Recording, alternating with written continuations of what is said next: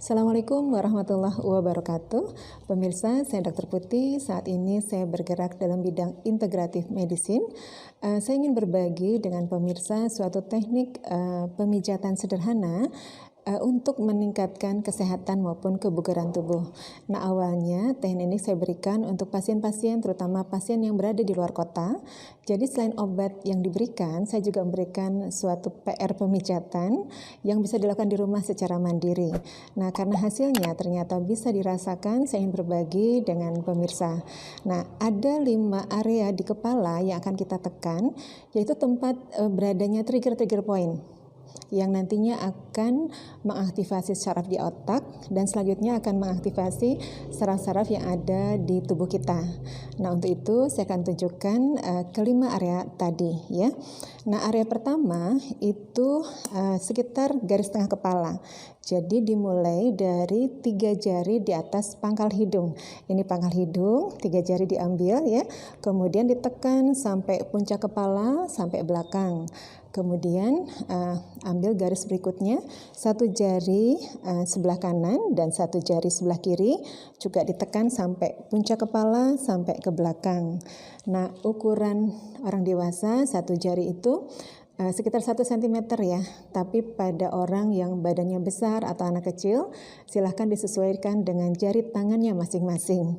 Nah, untuk area kedua itu dari pertengahan alis. Jadi kita ambil garis, tarik garis lurus ke atas juga vertikal sampai puncak kepala, tapi tidak perlu sampai ke belakang. Yang berikutnya itu yang miring ke samping sampai ke pertengahan ubun-ubun besar. Nah, ketiga masih arahnya vertikal ke atas, tapi mulai dari puncak telinga. Jadi dari puncak telinga ambil garis, kita tekan ya sampai puncak kepala. Kemudian juga berikutnya 1 jari di depan juga sampai ke atas tekan dan 1 jari di belakang garis tadi sampai atas juga.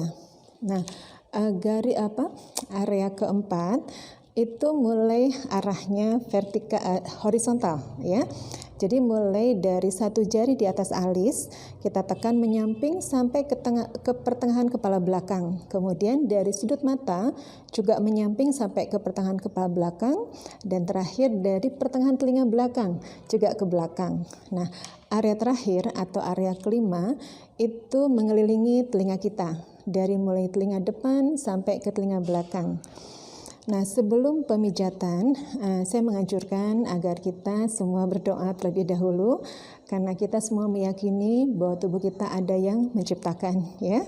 Nah, bagi muslim kita bisa mulai dengan ta'awudz yaitu a'udzubillahi minasyaitonirrajim, dilanjutkan dengan membaca basmalah 3 kali. Bismillahirrahmanirrahim, Bismillahirrahmanirrahim, Bismillahirrahmanirrahim. Kemudian kita juga bisa lanjutkan dengan berdoa dengan bahasa kita sendiri. Jadi memohonkan untuk kesehatan dengan penuh kerendahan hati ya. Nah, untuk memijat pemirsa itu kita butuhkan alat bantu. Biasanya saya menggunakan koin, ada koin 1000 dan juga ada 200 ya. Jadi koin yang kira-kira lebih tipis itu lebih pas kerasa. Nah, untuk pemijatan dia arahnya tuh miring 45 derajat seperti itu ya. Jadi khusus untuk bagian kepala garis tengah depan ini kita bisa pijat dengan 2 koin sekaligus seperti ini ya. Lama tekanannya tuh 5 hitungan. Jadi misalkan ambil 3 jari kita tekan ya. Misalnya saya dimulai dari sini dulu ya. Ini contoh saja. Jadi 1 2 3 4 5, 1 pindahin ya, 1 2 3 4 5, 1 2 3 4 5 dan seterusnya. Tapi biasanya setelah sampai puncak kepala ke bawahnya, kita biasanya menggunakan 1 koin. Agak sulit kalau 2 bersamaan. Demikian juga untuk semua jalur-jalur lain, biasanya kita gunakan 1 koin dengan irama yang tetap dan juga merata. Nah, saya pribadi, saya lebih suka mengucapkan istighfar. Jadi misalkan Astagfirullahaladzim gitu ya, Astagfirullahaladzim, Astagfirullahaladzim dan seterusnya ya. Kenapa? Karena dengan membaca istighfar, semoga ampunan dan juga rahmat Allah dan pertolongan Allah bisa diturunkan.